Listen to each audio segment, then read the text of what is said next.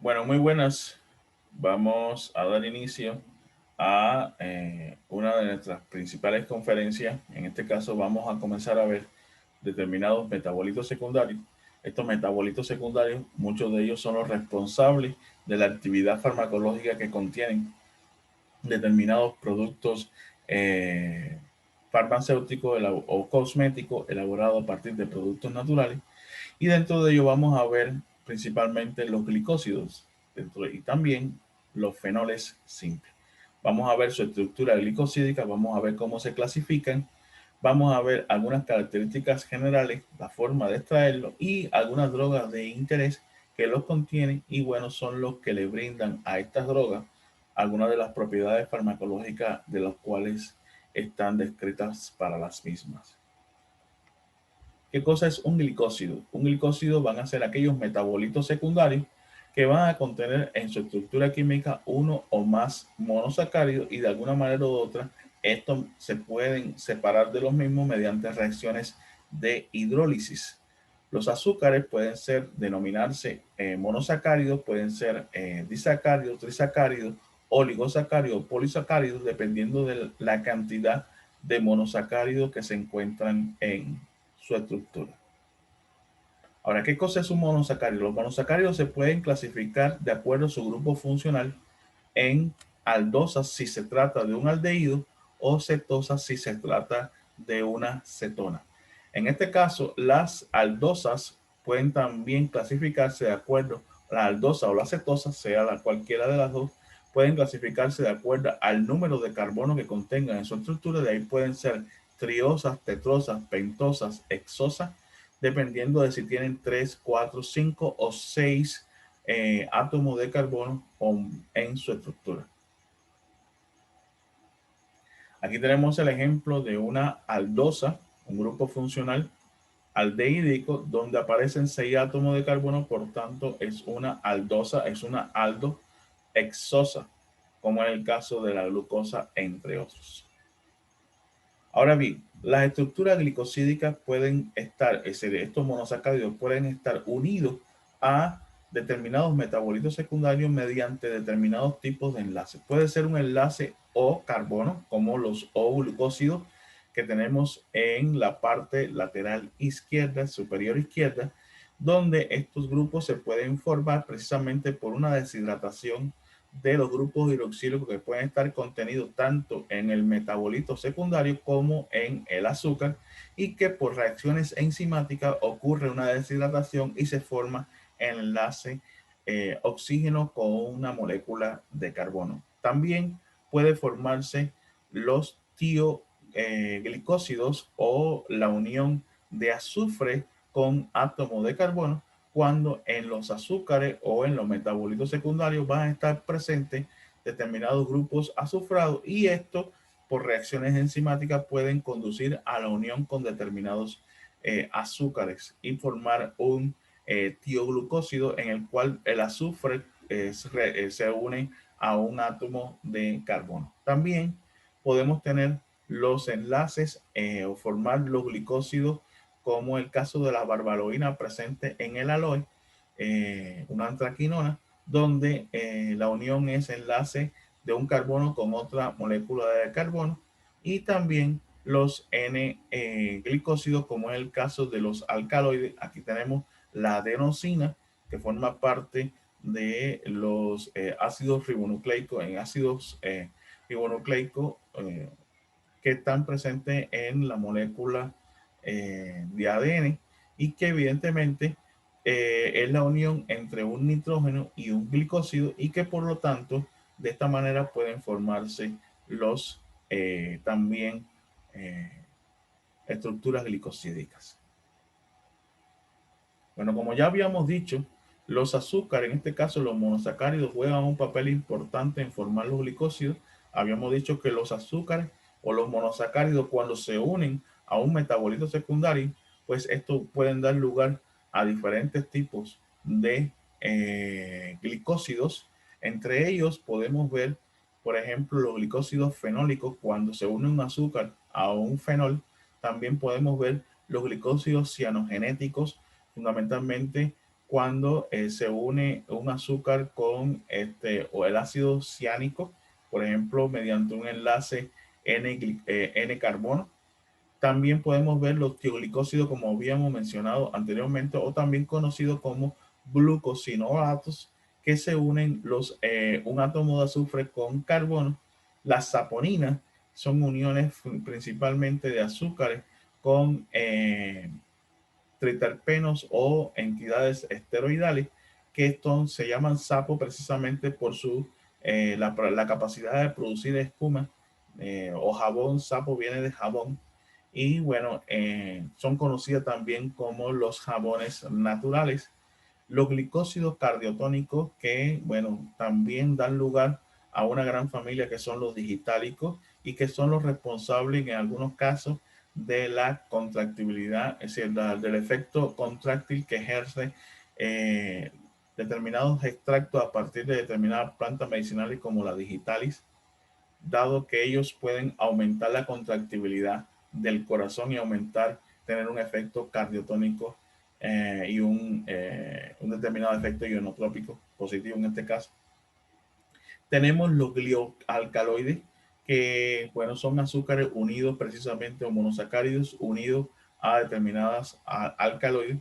Tenemos los glicocarotenoides, que son azúcares unidos a determinados carotenoides, que vamos a ver más adelante. Los glioantibióticos, como es el caso de los aminoglucósidos, principalmente son estructuras que se unen, aminoácidos que se unen principalmente a determinadas estructuras monosacáridos y forman este tipo de estructuras, los aminoglucósidos, precisamente muchos de ellos con un amplio espectro sobre eh, gérmenes gram positivos, y que actúan sobre todo en la piel, entre otros. Bueno, en el caso de los fenoles, vamos a hacer estructuras que se van a obtener o que están presentes tanto en plantas como microorganismos. Y bueno, ellos son capaces principalmente de biosintetizar el núcleo aromático. Nosotros, en las especies animales, no somos capaces de biosintetizar el grupo aromático. Lo tenemos que obtener mediante la dieta, y precisamente a partir de estos compuestos están formados principalmente por un grupo, es decir, un anillo aromático y unido a un grupo hidroxílico, y así se forman los fenoles. Existen determinados tipos de fenoles que de acuerdo a la cantidad de grupos fenólicos pueden clasificarse en grupos carbono hidroxílico, pueden clasificarse en fenoles simples, en derivados del ácido benzoico, en fenoles derivados de la acetofenona, y también fenoles derivados del ácido cinámico. Por ejemplo, tenemos los fenoles simples, como es el caso de la hidroxiquinona. Este es un fenol, como vemos la estructura, el anillo aromático, que está unido a un grupo hidroxílico. Aquí en este caso está unido mediante un enlace para con diferentes grupos hidroxílicos. Estos grupos hidroxílicos pueden estar en resonancia de acuerdo al pH, formando un compuesto, es decir, un enlace cetónico. Y evidentemente también, pues debo decirle que este es el reactivo con el cual se revelan algunas fotografías, blanco y negro principalmente. Tenemos un compuesto fenólico derivado, en este caso, de la resina de guayacol. Es decir, aquí aparecen grupos fenólicos en posiciones orto, solo que uno de los grupos fenólicos forma un éter, y bueno, así de esta manera pues se manifiesta también esta estructura como tal. Tenemos el fluoroglucinol, que va a estar presente en el té como tal de forma libre, en la cebolla. Este es el reactivo que muchas veces cuando cortamos una cebolla pues nos produce cierta irritación oculares y nos hace lagrimar como un efecto de defensa. También va a estar presente en algunos cítricos, como verán, son grupos fenoles, son fenoles que aparecen en diferentes posiciones, sobre todo comparados en posiciones meta, es decir, las diferentes ocupaciones que ya sean para orto o meta, ilustran la diversidad de compuestos fenoles simples que podemos encontrar en diferentes plantas medicinales. Tenemos algunos fenoles derivados del ácido benzoico. El ácido benzoico principalmente está formado por un anillo aromático y un compuesto y un ácido, es decir, una estructura de un ácido carboxílico, a los cuales se van a unir determinados grupos hidroxílicos. Cuando se unen determinados grupos hidroxílicos, en este caso, ya forman un fenol y son fenoles derivados del ácido benzoico como tal. Aquí tenemos el caso del ácido gálico, que forman la estructura principal de un grupo de metabolitos secundarios como los taninos, y de ahí, también ellos van a formar compuestos polimerizados entre ellos y van a formar estas estructuras taninos que, como vamos a ver más adelante, tienen la propiedad de tanar.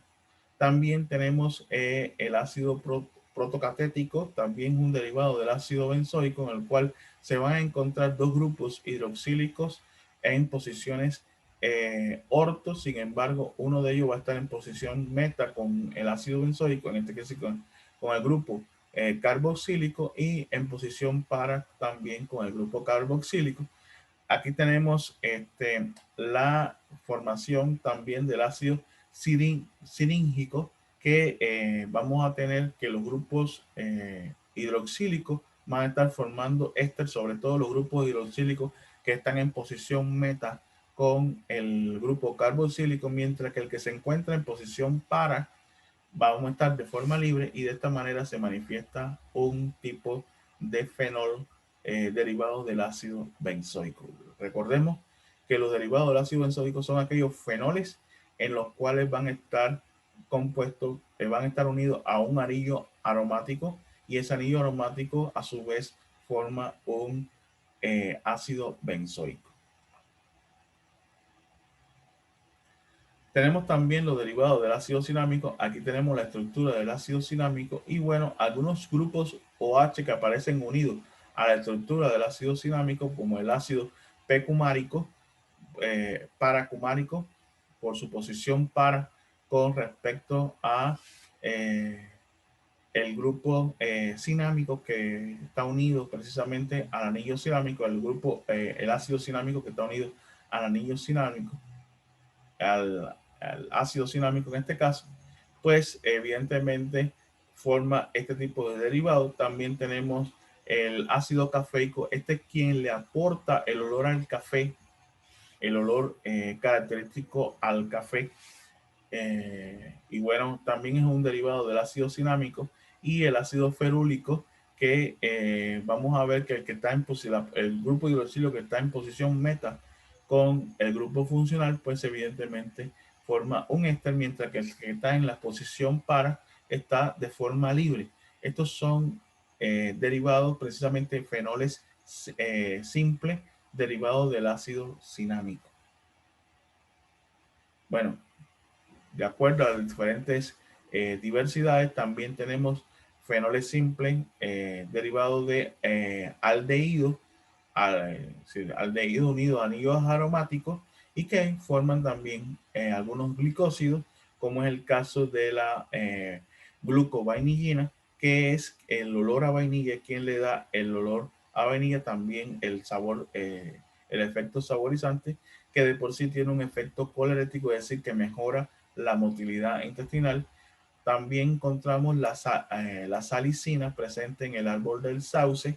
A partir de la salicina, del sálicis, se forma precisamente el ácido salicílico, y también con ello se sirve como una estructura para sintetizar el ácido acetil salicílico.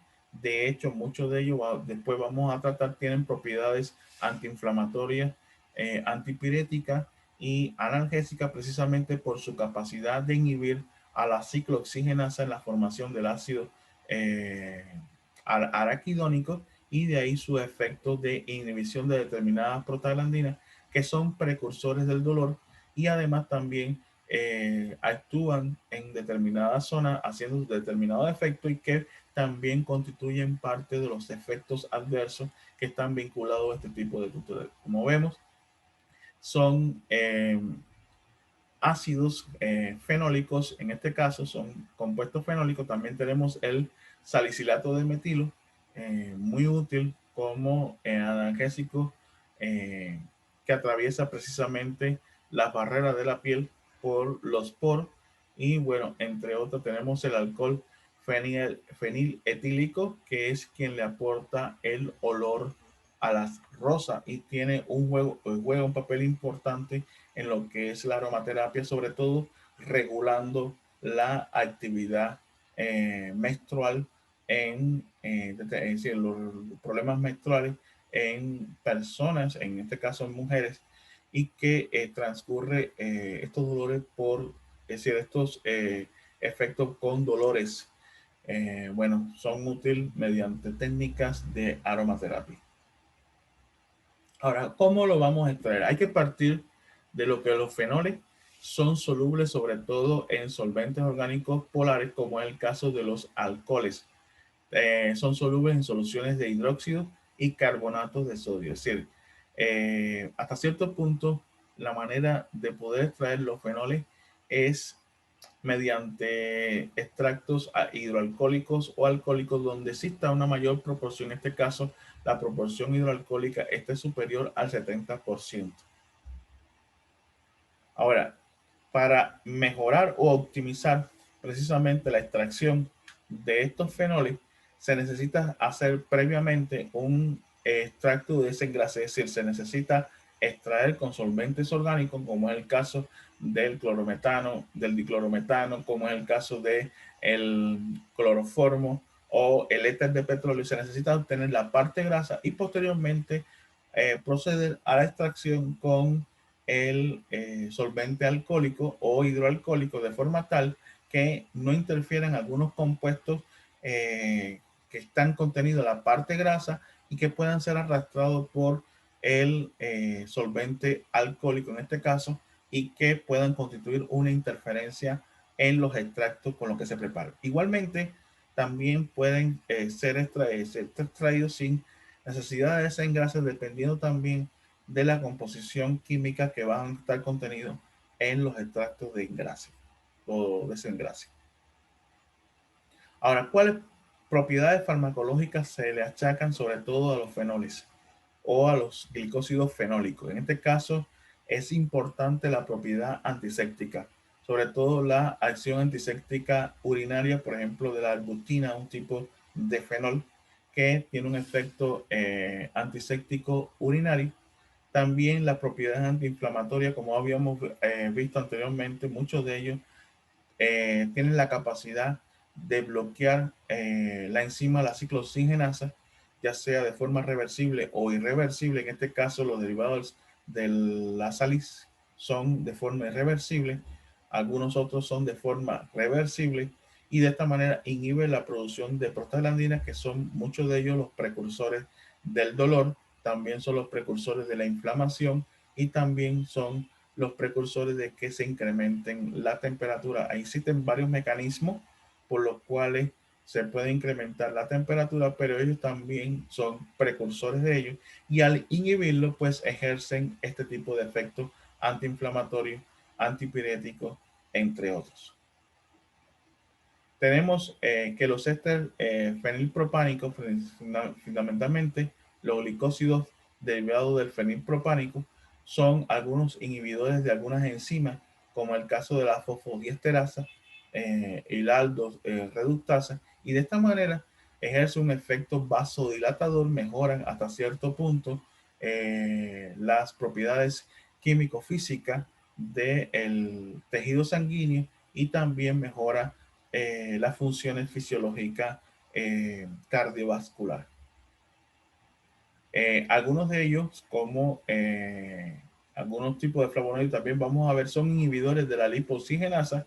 La lipoxigenasa también, bueno, es una enzima que actúa sobre el ácido araquidónico, lo que a diferencia de la ciclooxigenasa que produce prostaglandina, ellos van a producir determinados otros mediadores que dan lugar a la liberación de citoquina, y son muchos los responsables de las reacciones de hipersensibilidad que se pueden producir con la interacción del organismo con algún agente externo.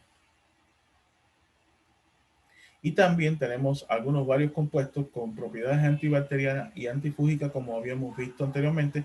Sobre todo ellos, los fenoles tienen la principal característica de que son antisépticos, son hasta cierto punto antimicrobianos. Muchos de ellos se emplean por su efecto antimicrobiano, por su efecto analgésico, y también otro de los mecanismos es que actúan sobre determinadas enzimas que hasta cierto punto nos permite desarrollar efectos, sobre todo el sistema cardiovascular. Ya habíamos visto el efecto antiséptico de algunos fenoles que actúan a nivel del tracto urinario, entre otros.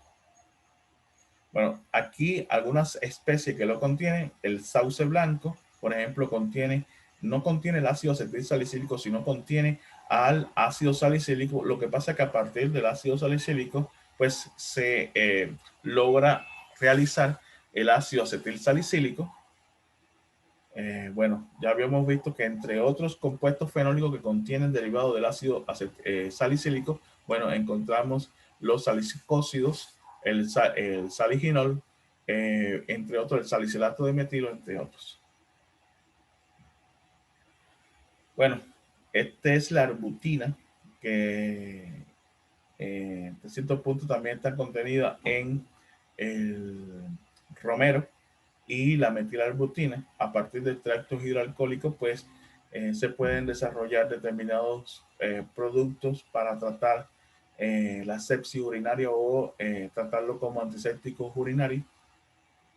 Y vinculados a ellos, vamos a ver también un grupo de fármacos, un producto que son los bálsamos. ¿Qué son los bálsamos? Los bálsamos son oleoresinas que contienen determinadas proporciones, sobre todo de derivados fenólicos del ácido benzoico y el ácido cinámico y sus ésteres. Son líquidos fundamentalmente viscosos, muy olorosos. Se usan en algunas sobre todo en algunos suplementos alimenticios, en la pastelería, por ejemplo, también en la perfumería. Y también hay que destacar sus propiedades antisépticas precisamente por el conjunto de compuestos, la mezcla de compuestos fenólicos que van a contener, y de acuerdo a esto, pues se le achaca mucho de ellos su efecto expectorante, también su efecto tónico, sobre todo cardiovascular, y que mejoran sobre todo las propiedades del tejido sanguíneo. Bueno, tenemos el caso del bálsamo del Perú, que bueno, se obtiene a partir del tronco del árbol, que se extiende sobre todo del Perú hasta México, y que el exudado fundamentalmente, pues, se obtiene a partir del tronco, sobre todo de la corteza, y que es insoluble en agua. Y pues presentamos hasta cierto punto parte de la composición de lo mismo. Y por último también tenemos el bálsamo del Tolú, que también contiene una mezcla, sobre todo de compuestos fenólicos, que es quien le atribuye la mayoría de las propiedades farmacológicas muy similares. Son antisépticos, son hasta cierto punto, tienen efectos sobre el sistema cardiovascular, sobre todo que mejoran el tracto, es el tono vascular. Tiene cierto efecto sobre mejorar la sepsis, es decir, en este caso, tratar alguna sepsis, ya sea en diferentes tractos como el tracto urinario, entre otros. Bueno, hasta cierto punto, esta es nuestra presentación. Para mí ha sido un placer dar lugar, presentar la misma, y bueno, muchas gracias.